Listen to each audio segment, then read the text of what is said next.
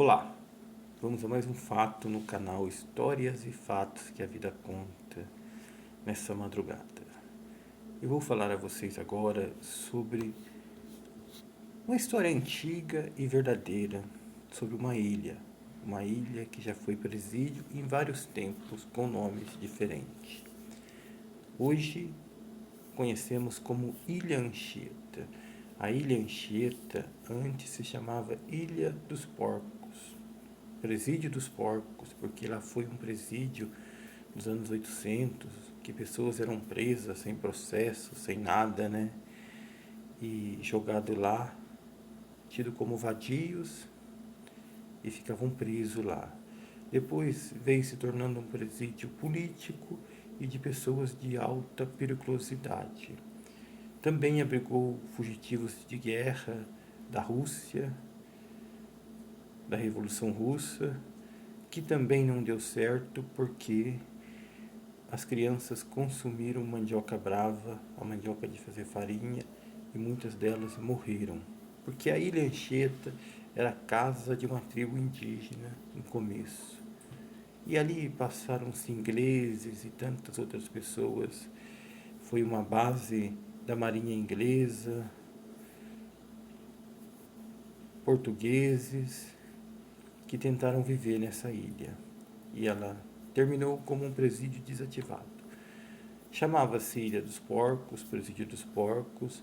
Getúlio Vargas rebatizou o seu nome para Ilha Padre Anchieta, ou Ilha Anchieta. Padre Anchieta foi o padre que rezou as primeiras missas no Brasil e ajudou a fundar a cidade de São Paulo. Porém, em 1952, a história que vou narrar a vocês não está nos jornais. Era a história de uma pessoa que já faleceu e viveu na pele a situação de 1952, a grande fuga de 1952, que foi liderada por dois presidiários, Pereira Lima Faria, o Diabo Loiro, e China. Nessa fuga, 107 pessoas fugiram naquele momento. A maioria eram presos políticos ou criminosos também perigosos. Porém, a história que vou contar não se encontra em jornais e em documentário. Trata-se da pessoa que estava lá e viveu na pele e narrava, até antes mesmo de partir desse mundo, narrava aos outros o que ele viveu. Quem me contou foi uma pessoa que conhecia ele desde criança e ele relatava isso em sua cidade, na cidade de Santa Branca.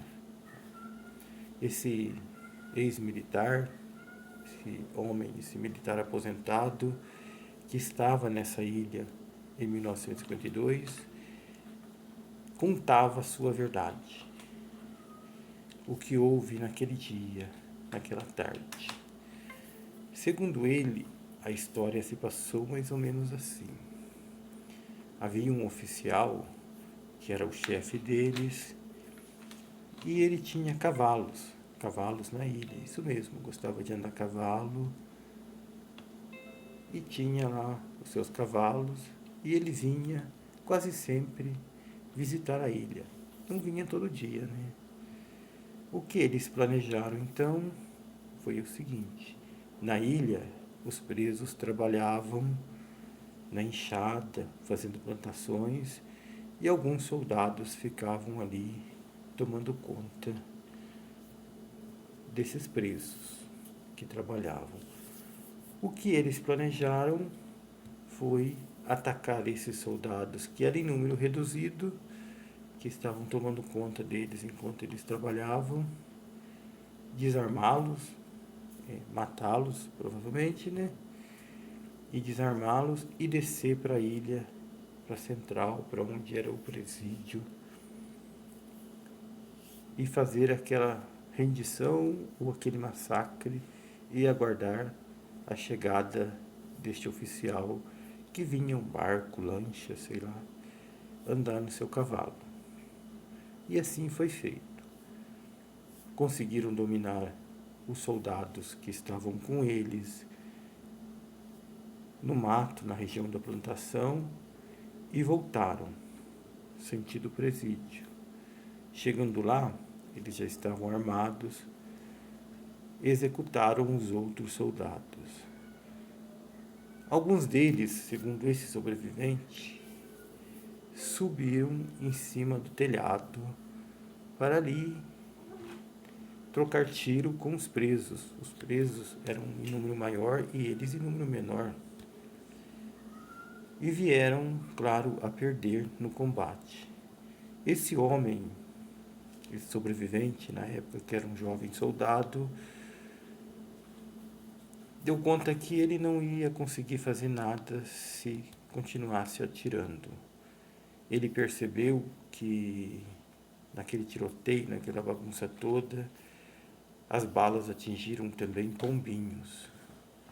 Então ele teve uma ideia, pensou rápido e teve uma ideia. Pegou aqueles pombinhos, passou o sangue dos pombinhos em sua farda, em seu uniforme, e deitou ao lado dos companheiros mortos, já que ele não podia fazer nada. Morreram, segundo os jornais da época, 8 militares e 4 funcionários. E 107 presos fugiram naquele momento. Esse sobrevivente sobreviveu graças à sua inteligência em fingir de morto e usar o sangue dos pombinhos. Porque quando eles subiram, olharam, viram que todos estavam, na cabeça deles, todos estavam mortos. Porém, eles ficaram aguardando a chegada do oficial que vinha para andar a cavalo. Esse também percebeu algo estranho na ilha, no presídio. A pessoa conhece o movimento, conhece o sistema e sabe quando algo está errado. Ele retornou ao perceber o que havia ocorrido, buscou reforço e esses outros presos foram provavelmente mortos em confrontos. Especula-se que jornais da época que alguns deles foram mortos mesmo sem reagir. Isso algumas pessoas, sei lá, dos direitos humanos daquela época dizia isso. Não se sabe se é verdade. Só se sabe que não houve sobrevivente. Ou se houve, foram muito poucos. Todos os presos morreram. E outro fator que dificultou a vida desses presos, que eles não conseguiram bote suficiente para fugir da ilha, nem o barco do oficial, e havia muitos tubarões naquela época, no litoral norte. Esses tubarões eram sentinelas que ficavam ali à espera de alimento 24 horas. A gente sabe que o tubarão, ao perceber o sangue de qualquer animal, ele fica pronto para atacar e tudo que aparece ele ataca. Provavelmente foi o que houve. Somando-se a isso tudo,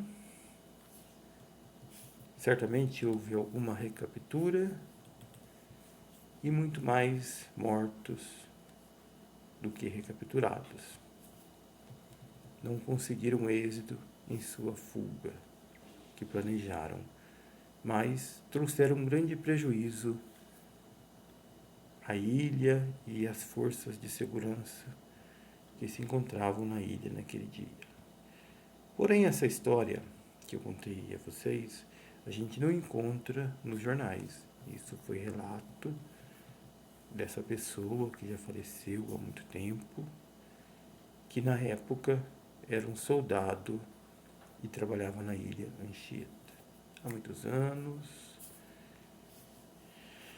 até que a ilha Anchieta foi desativada, o presídio foi desativado e hoje ela é um patrimônio histórico. Foi desativado em 1969 e hoje recebe visita do público. É um ponto turístico. Há quem diz que a ilha é mal assombrada pela grande quantidade de mortes que houve nessa ilha. Porém, não houve só essas mortes no ano de 52. Ela já vinha sendo habitada ou tentando se habitar ela desde 1600. Foi cenário, então, de muitas tragédias ao longo desse tempo. Fica aí o relato sobre a ilha de Anchieta. A você que assistiu até o fim, peço que dê o joinha, me siga no canal e Deus nos abençoe.